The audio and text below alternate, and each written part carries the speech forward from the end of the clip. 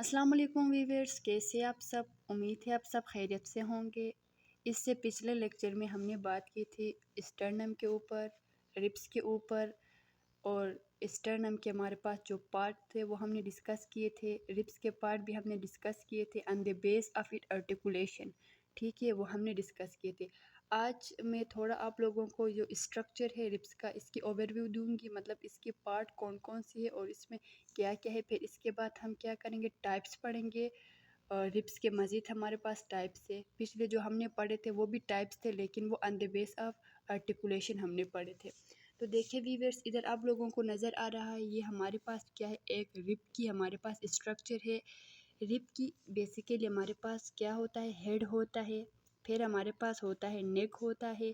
इसके बाद हमारे पास ये आप लोगों को जो नज़र आ रहा है, ये जो है इसको हम शेफ्ट बोलते हैं या बॉडी ऑफ रिब हम बोलते हैं। इसके बाद ये जो फोल्ट हुआ है, शेफ्ट इस तरह फोल्ट हुआ है, इस पार्ट को हम क्या बोलते हैं, एंगल बोलते हैं। फिर हमारे पास ये जो इन्फीरियर पार्ट है रिब का, ये हमारे पास क्या होता है, ये शार्प होता है। इसका इन्फीरियर बॉर्डर हमारे पास शार्प होता है। और इसमें से हमारे हमारे पास क्या है, ये एक कोस्टल ग्रूफ है। इस कोस्टल ग्रूफ में से हमारे पास क्या होते हैं, आर्टरीज, नर्व, वेन वगैरह हमारे पास क्या होते हैं, पास होते हैं इनर्वेशन के लिए। फिर इसके बाद हमारे पास जो है आर्टिकुलर पार्ट होता है, ये जो आप लोगों को नज़र होता है आता है डिप्रेशन, मतलब इसको ब्लू कलर से हाईलाइट किया हुआ है। ये हमारे पास क्या है, आर्टिकुलर पार्ट ट्यूबरकल का, मतलब ये ट्यूबरकल है और इसके ये मतलब अटैचमेंट आर्टिकुलेशन का काम करता है। इसके बाद हमारे पास ये जो हमारे पास फेसिट है, डिमी फेसिट, हाफ फेसिट है, ये आर्टिकुलेट करने के लिए है। किस चीज़ के लिए है, वर्टिब्रल बॉडी पोस्टीरियरली जो है हमारे पास वर्टिब्रल बॉडी के साथ आर्टिकुलेट करने के लिए ये है। और दूसरा ये भी हमारे पास फेसिट है जो कि क्या करता है, आर्टिकुलेट करता है किस चीज़ के साथ, थोरेसिक वर्टिब्रा के साथ पोस्टीरियरली। अगर हम एनाटॉमिकल पोजीशन की बात करें रिब की, तो हमारे पास ये जो हेड, नेक, ये जितने भी है ये हमारे पास पोस्टीरियरली आ जाते हैं। ठीक है, ये हिस्सा जो है हमारे लिए, हमारे पास ये हर टाइम क्या है, एनाटॉमिकल पोजीशन की अगर हम बात करें तो ये पोस्टीरियरली हमारे पास आर्टिकुलेट करता है वर्टिब्रास के साथ। और ये जो हिस्सा है आप लोगों फ्लैट सा हिस्सा है बिल्कुल, ये हमारे पास एंटीरियरली आ जाता है, जो कि हमारे पास क्या आर्टिकुलेट करता था स्टर्नम के साथ थ्रू कोस्टल कार्टिलेज। तो ये हमारे पास क्या था, स्ट्रक्चर था रिब्स की।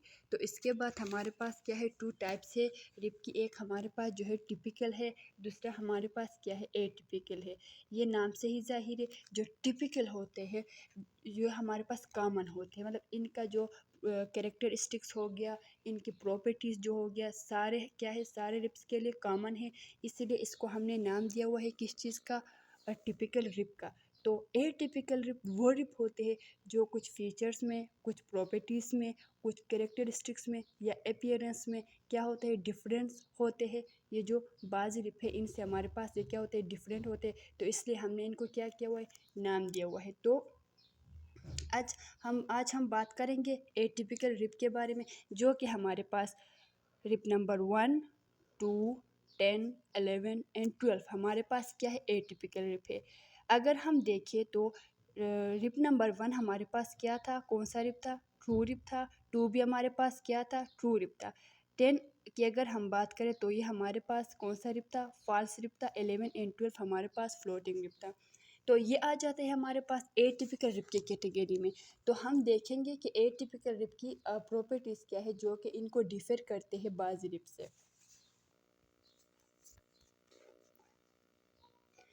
तो अब हम बात करेंगे ओवरऑल एटिपिकल रिब की। अगर हम बात करें तो मैंने आपको जैसे ही बताया कि इनका जो है फीचर क्या कॉमन नहीं होगा। क्या है हमारे पास, इनका जो फीचर्स है, फीचर्स आर नॉट कॉमन। ठीक है, फर्स्ट ये है आपके पास point, not common to all rib.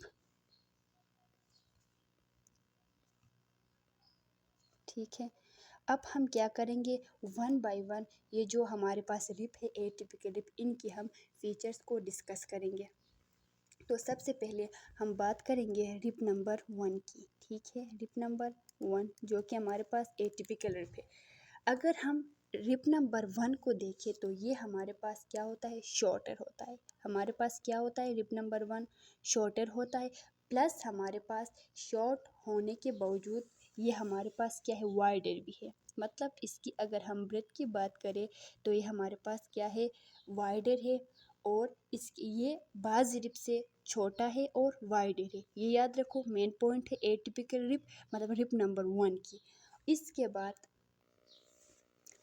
ये एक पॉइंट हो गया। दूसरा हमारे पास क्या है, रिप नंबर 1 में ओनली वन फेसिट प्रेजेंट है। रिप नंबर 1 में क्या है, only one facet. Rib one facet present है, वो भी head, on head. Rib number 1 की हेड में एक फेसिट प्रेजेंट है, जो कि हमारे पास पता है आर्टिकुलेट करते हैं। ये आर्टिकुलेशन के लिए प्रेजेंट होते हैं। किस चीज़ के साथ आर्टिकुलेशन करेंगे, पोस्टीरियरली जाके। आप लोगों को पता है कि हेड की अगर हम लोकेशन या एनाटोमिकल पोजीशन की बात करें तो हमारे पास हेड जो है पोस्टीरियरली आ जाते हैं ना। तो ये पोस्टीरियरली हमारे पास हेड जो है, इसके ऊपर क्या एक फेसिट प्रेजेंट है, जो कि हमारे पास वर्टिब्रा के साथ, अपने कोरस्पॉन्डिंग वर्टिब्रा के साथ ये क्या करेगा, आर्टिकुलेट करेगा। फिर इसके बाद हमारे पास जो है इसकी सुपीरियर अगर हम बात करें तो इसके सुपीरियर ही हमारे पास क्या है, दो ग्रूव प्रेजेंट है। और ये इस ग्रूव में से हमारे पास सबक्लेवियन वेन जो है, ये हमारे पास सबक्लेवियन वेसल वेन और आर्टरी दोनों हमारे पास इन दो ग्रूव से क्या होते हैं, पास होते हैं। और स्क्लेनियस इंटीरियर मसल हमारे पास से इंशाल्लाह हम बाद में क्या करेंगे, ये मसल्स भी है जितने हमारे पास इंटरकोस्टल मसल्स जो है वो भी हम पढ़ेंगे, लेकिन बाद में पढ़ेंगे। अभी फ़िलहाल के लिए आप ये याद रखो, जो हमारे पास स्क्लेनियस इंटीरियर मसल्स है वो भी इसके अपर, ये अपर सरफेस ना, इसकी अपर सरफेस में से इसकी क्या होती है, स्क्लेनियस इंटीरियर मसल की अटैच होती है इसकी अपर सरफेस में। ये इनर बॉर्डर है, ये आउटर। देखो ये हमारे पास जो इनर बॉर्डर है, ये आउटर बॉर्डर है रिप की। तो स्क्लेनियस इंटीरियर मसल की हमारे पास अटैचमेंट होती है इनर बॉर्डर में। ठीक है। अब हमारे पास जो एंटीरियर स्क्लेनियस मसल जो है, इसके एंटीरियर में फॉर एग्जांपल ये हमारे पास क्या है, स्क्लेनियस एंटीरियर मसल है। तो इसकी अगर हम एंटीरियर बात करें तो हमारे पास इसके एंटीरियर क्या, सब क्लेवियन वेन ने क्या किया हुआ है, क्रॉस किया हुआ है। इस तरह रिप को क्या किया हुआ है, क्रॉस किया हुआ है। और पोस्टीरियरली अगर हम बात करें मसल की, अगर हम पोस्टीरियरली बात करें तो इसके पोस्टीरियरली हमारे पास सब क्लेवियन आर्टरी ने क्या किया हुआ है, आर्टरी जो है पास हुआ है। और फिर हमारे पास जो है, तो इससे पता चलता है जो हमारे पास वेन होता है वो हमेशा क्या होता है, सुपरफिशियली मत प्रेजेंट होता है एज़ कम्पेयर टू क्या है, ये जो हमारे पास आर्टरी है। इधर से देखो ये हमारे पास स्क्लेनियस इंटीरियर मसल्स हो गया, ये रिप का इनर बॉर्डर है। तो इसके इंटीरियरली हमारे पास वेन प्रेजेंट है और इसके पोस्टीरियरली हमारे पास क्या प्रेजेंट है, आर्टरी प्रेजेंट है। तो ये तमाम जो था हमारे पास फीचर था रिप नंबर 1, जो कि हमारे पास क्या है, एटिपिकल रिप है। इसके बाद हम बात करेंगे दूसरा जो हमारे पास है रिप नंबर 2। जो ये रिप नंबर 2 भी हमारे पास क्या है, एटिपिकल है। तो इसकी अगर हम फीचर की बात करें तो ये हमारे पास क्या होता है, थीनर होता है और लॉन्ग होता है। ये हमारे पास क्या होता है, थीनर होता है, प्लस हमारे पास क्या होता है, ये लॉन्गर होता है then rib number 1। Rib number 1 से ये क्या होता है, लॉन्गर भी होता है और थिकर भी होता है। इसके बाद इसके हेड में हमारे पास two articular facet present. Rib number 1 में हमारे पास क्या था, आर्टिकुलर, हमारे पास ओनली वन आर्टिकुलर फेसिट थे। और इसमें हमारे पास टू आर्टिकुलर फेसिट प्रेजेंट है इनके हेड में। अब हमारे पास इसके हम अपर सरफेस जो है ना, इसके अपर सरफेस हमारे पास क्या है, रफली होता है। और जो सेरिटस एंटीरियर मसल से इसकी ओरिजिन इसके अपर सरफेस से होता है। देखिए इधर एक लॉजिक है हमारे पास, ये जो थोरेसिक ये सॉरी रिप नंबर 1 था, इसके इनर बॉर्डर में सेरिटस एंटीरियर मसल की अटैचमेंट होती थी।